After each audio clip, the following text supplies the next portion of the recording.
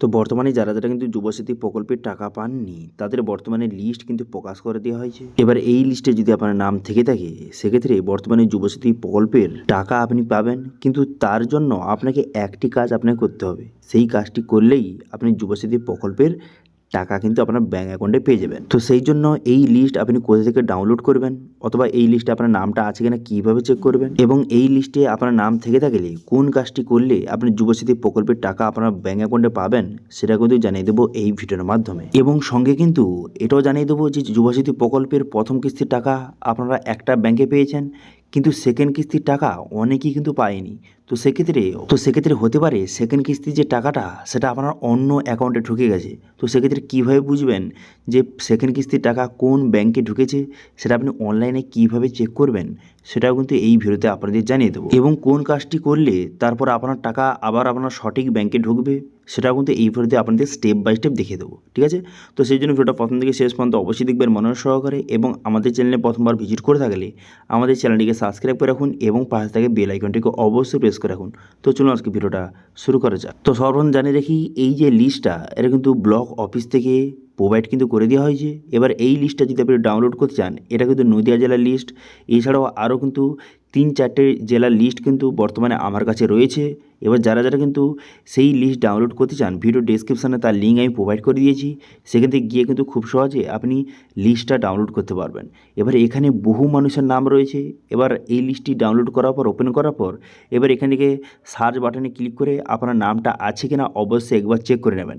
এখানে যাদের নাম রয়েছে তাদের কিন্তু যুবস্মৃতি প্রকল্পের টাকা দেওয়া হবে, কিন্তু তাদেরকে একটি কাজ করতে হবে। কোন কাজটি? তাদের কিন্তু যে ব্লক অফিসে ভিজিট করতে হবে, সেখানে কিন্তু যুবস্মৃতি প্রকল্পের ফর্ম জমা দেওয়ার সময় যেই সব ডকুমেন্টস আপনি জমা দিয়েছিলেন সেই সব ডকুমেন্টস নিয়ে কিন্তু ব্লক অফিসে আপনাকে ভিজিট করতে হবে।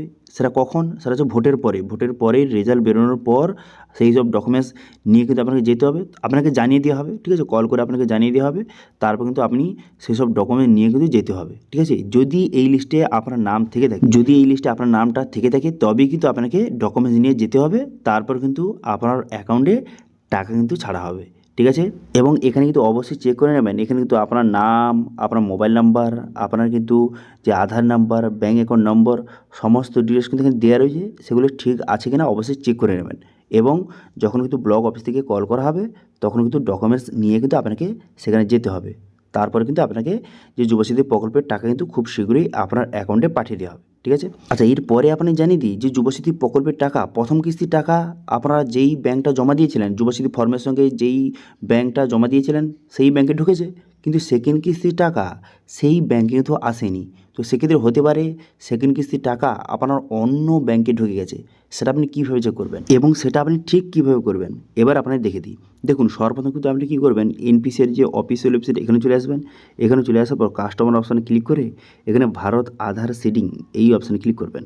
এই অপশানে ক্লিক করে দেওয়ার পর তারপর নেক্সট পেজ কিন্তু আপনার সামনে ওপেন হয়ে যাবে। নেক্সট পেজ আপনার সামনে ওপেন হয়ে যাওয়ার পর তারপর আপনি কী করবেন, এখানে যে আধার ম্যাপ স্ট্যাটাস এই অপশানে ক্লিক করবেন। এই অপশানে ক্লিক করে দেওয়ার পর তারপর নেক্সট পেজ কিন্তু আপনার সামনে ওপেন হয়ে যাবে। তারপর আপনি কী করবেন, তারপর কিন্তু এখানে আপনার আধার নাম্বারটা বসিয়ে দেবেন। আপনার আধার নাম্বার বসিয়ে ক্যাপচা বসিয়ে চেক স্ট্যাটাস অপশানে ক্লিক করবেন। এই অপশানে ক্লিক করে দেওয়ার সঙ্গে সঙ্গে আধার কার্ডের সঙ্গে যেই মোবাইল নাম্বার লিঙ্ক রয়েছে মোবাইলে ওটিপি যাবে, সেই ওটিপিটা বসিয়ে এখানে কনফার্ম বাটনে ক্লিক করবেন। কনফার্ম বাটনে ক্লিক করে দেওয়ার পর তারপরে এখানে কিন্তু স্ট্যাটাস শো হয়ে যাবে, এবং এখানে যেই ব্যাঙ্কটা লিঙ্ক রয়েছে এই ব্যাঙ্কে কিন্তু টাকা কিন্তু এবার ঢুকবে আপনার। এবার এটা আমি কেন বলছি, দেখুন, যুবস্মৃতি প্রকল্পের টাকা প্রথম কিস্তির টাকাটা সেটা কিন্তু আপনার যেই ব্যাঙ্কটা আপনি জমা দিয়েছিলেন ফর্মের সঙ্গে সেই ব্যাঙ্কে ঢুকেছে, কিন্তু সেকেন্ড কিস্তির টাকা ডিবিডির মাধ্যমে কিন্তু পাঠানো হয়েছে। তো সেক্ষেত্রে বর্তমানে এখান থেকে এসে চেক করে নেবেন যে ডিবিডির সঙ্গে আপনার কোন ব্যাঙ্কটা লিঙ্ক রয়েছে। এখানে যেই ব্যাঙ্কটা লিঙ্ক রয়েছে সেই ব্যাঙ্কে কিন্তু সেকেন্ড কিস্তির টাকাটা কিন্তু প্রোভাইড করা হয়েছে, ঠিক আছে? বর্তমানে কিন্তু যুবস্মৃতি প্রকল্পের যে যখন ফর্মটা বেরিয়েছিল সেখানে কিন্তু বলে দেওয়া হয়েছিল যে যুবস্মৃতি প্রকল্পের টাকা ডিবিডির মাধ্যমে কিন্তু পাঠানো হবে। তো সেই জন্য বর্তমানে এখান থেকে এসে চেক করে নেবেন যে বর্তমানে আপনার যে ডিবিডির সঙ্গে কোন ব্যাঙ্কটা লিঙ্ক রয়েছে অবশ্যই একবার চেক করে নেবেন। আধার এনপিসিআই ডিবিডির সঙ্গে কোন ব্যাঙ্কটা লিঙ্ক রয়েছে অবশ্যই চেক করে নেবেন, এই ব্যাঙ্কে কিন্তু এবার টাকা আসবে। এবার যদি এখানে আপনার কোনো রকম ব্যাঙ্কের ডিটেলস যদি না বেরোয় সেক্ষেত্রে বুঝতে পারবেন যে আধার এনপিসিআই ডিবিডির সঙ্গে আপনার কোনো রকম ব্যাঙ্ক লিঙ্ক নেই, তো সেক্ষেত্রে কিন্তু যুবস্মৃতি প্রকল্পের টাকা কিন্তু আপনি পাবেন না। তো সেক্ষেত্রে আপনার কিন্তু আধার এনপিসিআই ডিবিটির সঙ্গে আপনাকে ব্যাংকটা লিঙ্ক করতে হবে, তবে কিন্তু আপনি টাকা পাবেন। অথবা যাদের কিন্তু লিঙ্ক রয়েছে, কিন্তু যেই ব্যাংকটার লিঙ্ক রয়েছে আপনি চাইছেন এই ব্যাংকে আপনি টাকা নিতে চান না, আপনি অন্য কোনো ব্যাংকে টাকা নিতে চান, তো সেক্ষেত্রে এটা চেঞ্জ কীভাবে করবেন এবার আপনি দেখিয়ে দিই। তো সেই জন্য আধার সিডিং এই অপশানে ক্লিক করবেন। এই অপশানে ক্লিক করে দেওয়ার পর তারপর আপনি কী করবেন, এখানে কনফার্ম বাটনে ক্লিক করবেন। এই অপশানে ক্লিক করে দেওয়ার সঙ্গে সঙ্গে নেক্সট পেজ ওপেন হয়ে গেল। এরপর আপনি কী করবেন, এখানে আধার নাম্বার, এখানে আপনার আধার নাম্বারটা বসিয়ে দেবেন। আধার নাম্বার বসিয়ে দেওয়ার পর এরপর আপনি কী করবেন, রিকোয়েস্ট ফর আধার, এখান থেকে সিডিং আপনি সিলেক্ট করবেন। সিডিং সিলেক্ট করে নেওয়ার পর তারপর আপনি কী করবেন, তারপর এখানে ব্যাংকটা আপনি সিলেক্ট করবেন, যেই ব্যাংকটা আপনি লিঙ্ক করতে চান, ঠিক আছে, যেই নতুন ব্যাংকটা আপনি লিঙ্ক করতে চান সেই ব্যাংকটা এখান থেকে আপনি সিলেক্ট কিন্তু করে নেবেন। সিলেক্ট করে নেওয়ার পর তারপর আপনি কী করবেন, তারপর এখানে 3টি অপশান দেওয়া রয়েছে। এই যে প্রথম অপশানটা কারা সিলেক্ট করবেন, ফ্রেশ সিডিং, এটা কারা সিলেক্ট করবেন, যাদের কিন্তু কোনো রকম ব্যাংক লিঙ্ক নেই, প্রথমবার আপনি লিঙ্ক করছেন, তারা ফ্রেশ সিডিং সিলেক্ট করবেন, ঠিক আছে। এবার সেকেন্ড অপশানটা কারা সিলেক্ট করবেন, সেকেন্ড অপশানে বলা হয়েছে যে সেম ব্যাংক কিন্তু অ্যাকাউন্ট আলাদা, অর্থাৎ ধরুন আপনার দুটো স্টেট ব্যাংকের অ্যাকাউন্ট রয়েছে এবং একটি স্টেট ব্যাংকে অ্যাকাউন্ট লিঙ্ক রয়েছে, কিন্তু আপনি চাইছেন সেটা চেঞ্জ করে স্টেট ব্যাংকের অন্য অ্যাকাউন্ট লিঙ্ক করতে, তো সেক্ষেত্রে কিন্তু এই সেকেন্ড অপশানটা আপনি সিলেক্ট করবেন, ঠিক আছে। এবার 3 নম্বর অপশানটা কারা সিলেক্ট করবেন, এখানে 3 নম্বর অপশানে বলা হয়েছে যে আপনার একটি ব্যাংক থেকে আপনি অন্য ব্যাংকে ট্রান্সফার করতে চাইছেন। যেমন আমার ক্ষেত্রে স্টেট ব্যাংক থেকে আমি পাঞ্জাব ন্যাশনাল ব্যাংকে ট্রান্সফার করছি, তো সেই জন্য কিন্তু আমি 3 নম্বর অপশানটা সিলেক্ট করে নিয়েছি। এবার আপনার ক্ষেত্রে যেটা হয় সেটা আপনি সিলেক্ট করে নেবেন, ঠিক আছে। যেইভাবে দেখাচ্ছি এইভাবে করবেন, তাহলে কিন্তু খুব সহজে আপনার লিঙ্কটা কিন্তু হয়ে যাবে। তারপরে অ্যাকাউন্ট নাম্বারটা বসাবেন, বর্তমানে আপনি যেই নতুন ব্যাংকটা লিঙ্ক করতে চাইছেন সেই নতুন ব্যাংকের অ্যাকাউন্ট নাম্বারটা বসিয়ে দেবেন। আমার ক্ষেত্রে পাঞ্জাব ন্যাশনাল ব্যাংক, এখানে অ্যাকাউন্ট নাম্বার বসিয়ে দেবো, তারপরে সেই অ্যাকাউন্ট নাম্বারটা কনফার্ম করে দেবো। করে দেওয়ার পর আমাকে ঠিক চিহ্ন মারবেন, তারপরে ক্যাপচাটা বসিয়ে এখানে সাবমিট বাটনে ক্লিক করবেন। সাবমিট বাটনে ক্লিক করে দেওয়ার সঙ্গে সঙ্গে টার্ম অ্যান্ড কন্ডিশনের পুরো পেজ কিন্তু খুলে গেল, দেখতে পাচ্ছেন। এরপর আপনি কী করবেন, এগ্রি অ্যান্ড কন্টিনিউ বাটনে ক্লিক করবেন। এই অপশানে ক্লিক করে দেওয়ার সঙ্গে সঙ্গে আধার কার্ডের সঙ্গে যেই মোবাইল নাম্বার লিঙ্ক রয়েছে, মোবাইল ওটিপি যাবে, সেই ওটিপিটা বসিয়ে এখানে কনফার্ম বাটনে ক্লিক করবেন। কনফার্ম বাটনে ক্লিক করে দেওয়ার সঙ্গে সঙ্গে তারপরে কিন্তু নেক্সট পেজ কিন্তু আপনার সামনে ওপেন হয়ে যাবে। তারপরে দেখতে পাচ্ছেন এইভাবে লোডিং হচ্ছে। লোডিং হয়ে যাওয়ার পর এখানে বলা হয়েছে যে আপনার স্টেট ব্যাংক ছিল, আপনি কিন্তু পাঞ্জাব ন্যাশনাল ব্যাংকে ট্রান্সফার করছেন, আপনি কনফার্ম করতে চান, হ্যাঁ আমি কনফার্ম করতে চাই। যদি আপনি কনফার্ম করতে চান সেক্ষেত্রে কনফার্ম বাটনে ক্লিক করবেন।